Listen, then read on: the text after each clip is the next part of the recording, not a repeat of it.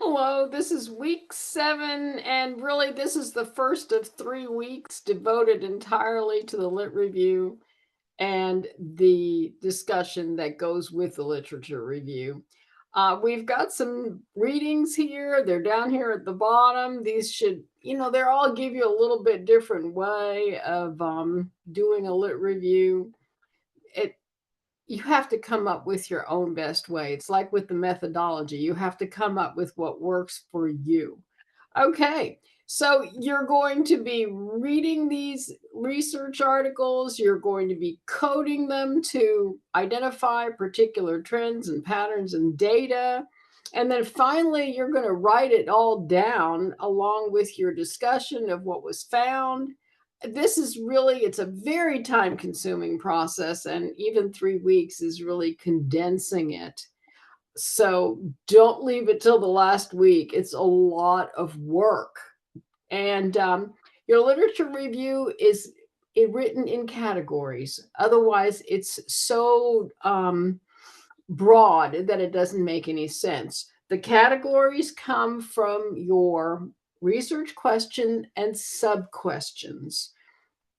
If I can give you an example, when I did my study, I had my research question, what are teacher beliefs about grade retention? And then I subcategorized it into teacher beliefs about academics, teacher beliefs about social emotional, teacher beliefs about behavior, uh, teacher beliefs about dropout, lots and lots of sub questions. And that helps you as you're going through all these different research articles.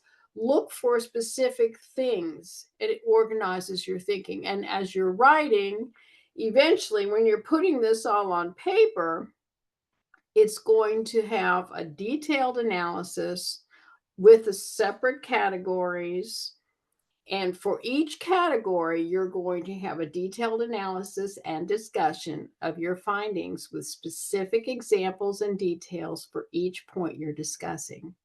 Obviously, you're going to have citations for your research. You're going to have a detailed explanation of patterns and trends in your findings related to that particular category.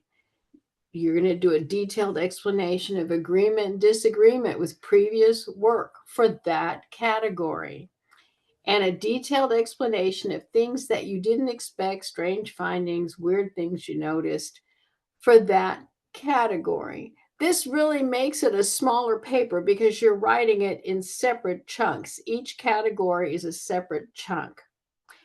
And the literature review, obviously, it's written in paragraph format. You can look at the APA website to see what that format looks like if you've forgotten. You're going to use at least 40 peer reviewed journal articles or textbooks.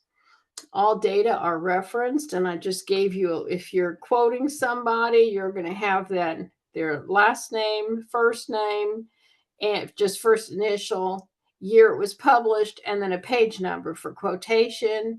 If you're not doing a page number, then if you're just referring to a study, then you just need to have the last name, first initial, and the year it was published. So, no more than 2 quotes per page. I don't want to hear just everything all these other authors had to say. I want to read what you have to say, especially the discussion part. So sometimes I do so much better when people give me an example, show me what it's supposed to look like. So I did put an example review in here. And here are the different articles to look at. And there is discussion board number 2. And in discussion board number 2, you're going to explain one qualitative analysis strategy that stood out to you when you read the article, Adapting Practices from Qualitative Research to Tell a Compelling Story. And you're going to explain one strategy you are going to be using to code your data. That way you can help each other out a little bit with that. All right. If you have any questions, please let me know. I'm looking forward to seeing what you've written. Have a great week. Bye bye.